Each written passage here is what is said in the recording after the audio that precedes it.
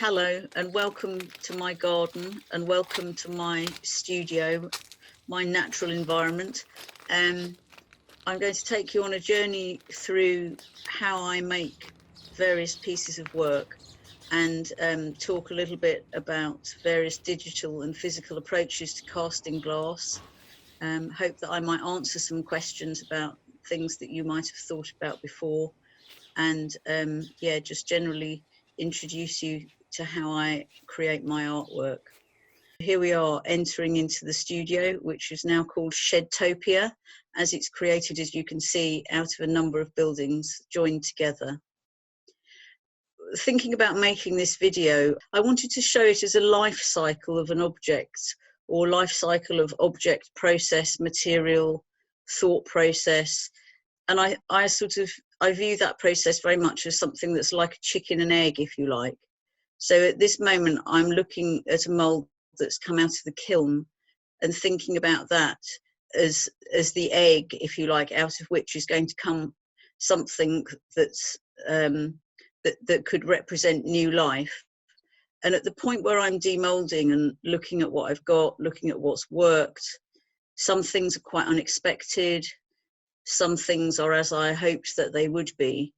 I'm not only looking at this object, but it's triggering ideas, future ideas, developments on from this, variations, thinking maybe about different colours, different effects. At the point where you've got the piece in your hand, you can really start to examine what you've got from what you started with.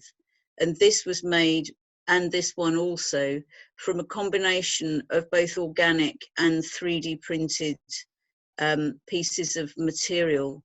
I did these in what we would call burnout molds. These I'm thinking about as being possibly wall pieces or pieces that would be seen in a window, as I just showed you, with a lot of light going through them, because the work that I do in general works very much with light, and colour is also important to me.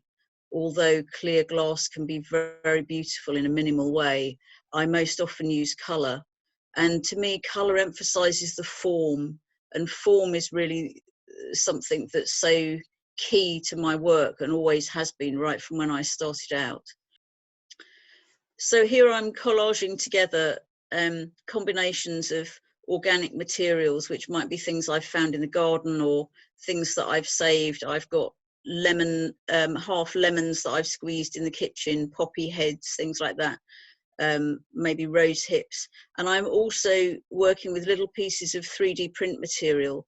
Some of them are forms that I've designed and printed, and some of them are actually the scraps of scaffolding and things from the print bed, which I also find really interesting texturally, and they're particularly interesting, I think, in combination with organics, because you've got that contrast between the natural form and the man-made. Now I'm going to talk through how I would work digitally, and I still usually start from an analog starting point, which perhaps like this would be a sketch from my sketchbook, and I would generate that into a Rhino and then 3D print from the Rhino file.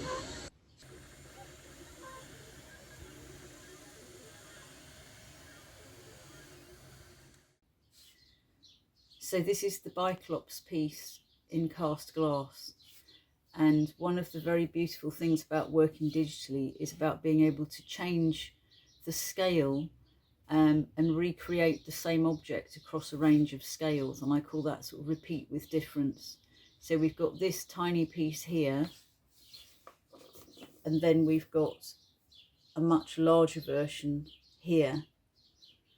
And you can see when I turn this in the light that it's a double-walled core casting with a connecting finger of glass that joins those two concentric egg shapes together. So both of these objects are generated from the same digital file and then made with traditional glass-making processes, where instead of having a lost wax, I've got a PLA form which I can burn out of the mould and then melt the glass into that cavity. This vessel lineup is another example of repeat with difference. where not only the scale has changed, but also I've subtly changed the form, which you can usually do at the pre-print option on the 3D printer. So you've got infinite possibilities of both form and scale from one initial file. And the Rhino file for this is actually really very simple, but it gives you a wealth of opportunities. And all of these things are made very much more accessible through the use of digital than you would ever be able to create by hand processes alone. This piece is called After the Fire.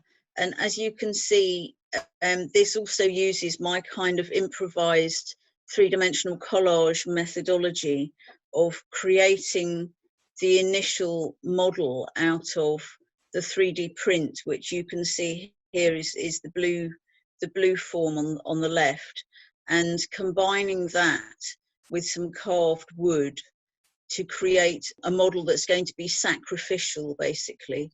So I would make the refractory mold around this and then burn out the whole of the inside. So it's very much a one-off piece. But the result from that is that you get this incredible level of detail, and the casting process unifies those two very different materials to create one monumental form, but on quite a miniature scale, because this piece is probably only about 20-25 centimeters high. But you can see on the right that I used a black glass, and every tiny mark in the wood and every tiny action of the printer is really quite visible in terms of the 3D print. So I think this piece personifies some of the qualities that I was trying to achieve through the research that I did for my PhD. Back for a quick look at the collage to kind of round off the idea of the process. And because, as I say, form is the overriding importance to me, and then how that works with light and colour once it's cast in glass. And those are really key principles that have underpinned my work right through from when I was a student. Now what I'm going to do is to sort of, using a very simple wax model, I'm going to just run through sort of how you'd set up the model, how you'd mix and pour the mold, and then steam the wax out. Or it could be burned out PLA, it could be burned out organic material, through to get a hollow mold that you can then melt glass in. So this section is all about basic casting processes. I've got a little tiny bird on an egg here, which is something that I'm making while I'm in lockdown in the studio. I'm making this for my friend's little boy because I found a bird's nest in the hedge, and he absolutely loves birds. So I thought I would make him a little egg and a hatching bird to go inside of it. So this is wax, and I've set it up on a small amount of plasticine, which will create the reservoir in the mold where I will put the glass later. And I've added a cotton thread, which will give a very, very fine air hole going through the refractory plaster to let out any air that might be trapped inside the glass, and to ensure that all the details of the tail and the beak will be cast in the glass when it's melted in the kiln. Now I'm using a cut down yogurt pot as a piece of cottling. One of the things that I like to do is to sort of, as much as possible, sort of use things rather than just throwing them away. And we all know that there's such a mammoth plastic issue in the whole world that I think any plastic that you can reuse a number of times before you even put it in the recycling is going to make a sort of positive difference. And I think that sort of philosophy is increasingly important to me in the way that I work. And the small scale that I'm working on really is also part of that, because creating cast glass on a large scale, although you get some incredible and wonderful results, it's a very expensive thing to do. And it's also then, quite problematic perhaps to market those objects on such a large scale, because there's so much embedded time and material and energy in creating of them. So for the last few years, I've been working on a very small scale, and I can cover a lot more ground in terms of exploring ideas, in terms of exploring different techniques and combinations and methods of making. So it's suiting me very well to have changed from much larger work. Now we're moving on to the actual mold mix stage of things, and the recipe that I'm using here is a very simple one that comes from previous research that I carried out about 20 years ago into what were then contemporary techniques, looking at makers right across Europe, in America, in New Zealand. And out of that I synthesized a number of very basic recipes which I would be using on a regular basis in the studio.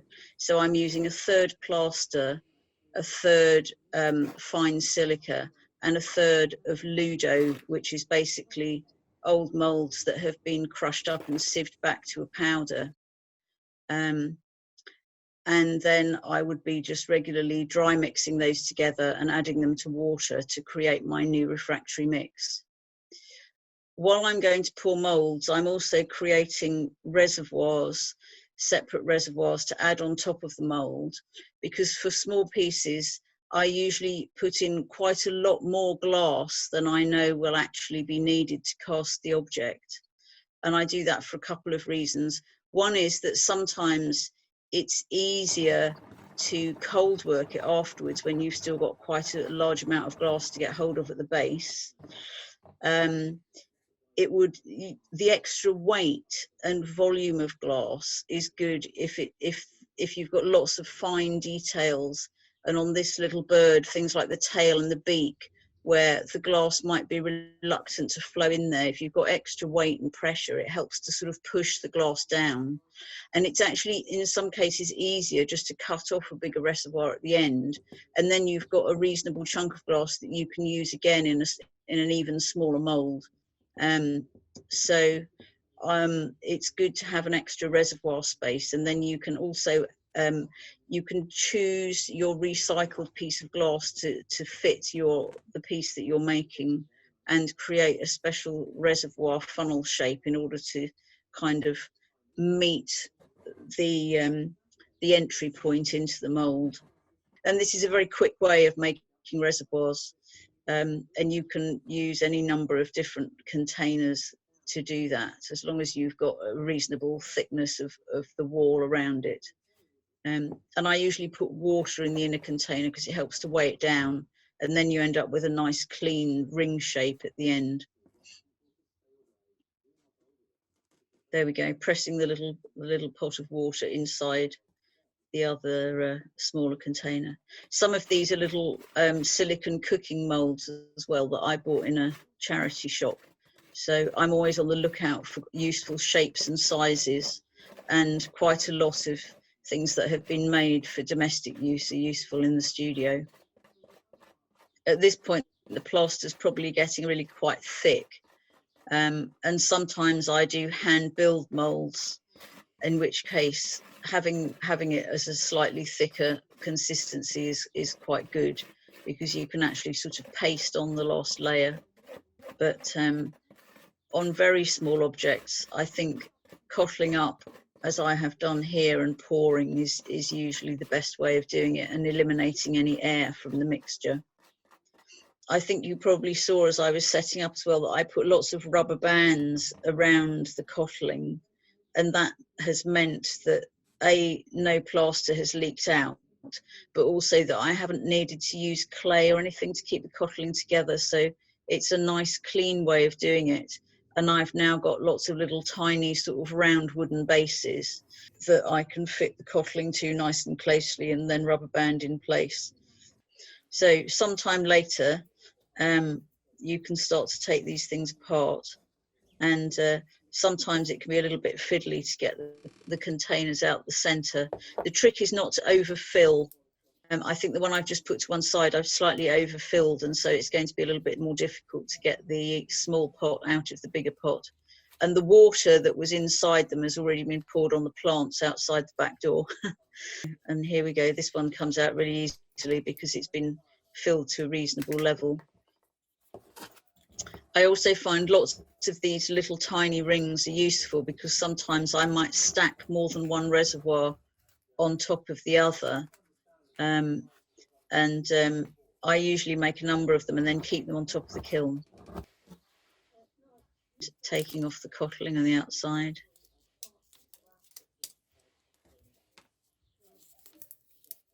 And as you'll see, it's a nice clean result. And then the little wooden base can be removed very easily. And also you can set up again very quickly if you need to keep reusing the same cottling and the same setter base on the inside. Hand lapping to flatten the base of the mold here. And I'm just removing the plasticine from the bottom now. And again, using plasticine is a very clean way of setting up, because with clay you inevitably get some of it stuck to the plaster, which you then have to usually get out with a damp sponge or something, and you run the risk of leaving small amounts of clay in your reservoir area which can stick to the glass. So I tend to use plasticine or plastiline or terracotta wax to set up, and it's quicker and easier and cleaner to take out. And also you don't have to make the mold wet, because actually you want it to start drying out. And there's the little reservoirs to go with. So the next stage is steaming the wax out. Very simple. I've just got wallpaper steamers and set the nozzle up inside the mold, put something like a plastic bucket over the top and watch the wax drip out. And then here we are, my little wood burning stove in the corner, and with the molds and the reservoirs drying out towards loading the kiln. So packing the kiln, I use the roof of the kiln, and I normally dry the molds in a previous firing on top of the kiln. There go all the little reservoirs stacked up. And I've got plenty of them there to choose from, so that you can choose the size to go with the molds. And then I usually wash displace if I'm steaming wax, and then load the glass ready to fire. And I've got a smaller piece at the bottom, which is an open mold, which is a little sort of test piece, so that I can do some colour tests or some texture tests. And the main firing is at the top. And even in the small kiln, I've got quite a number of pieces in there at this point.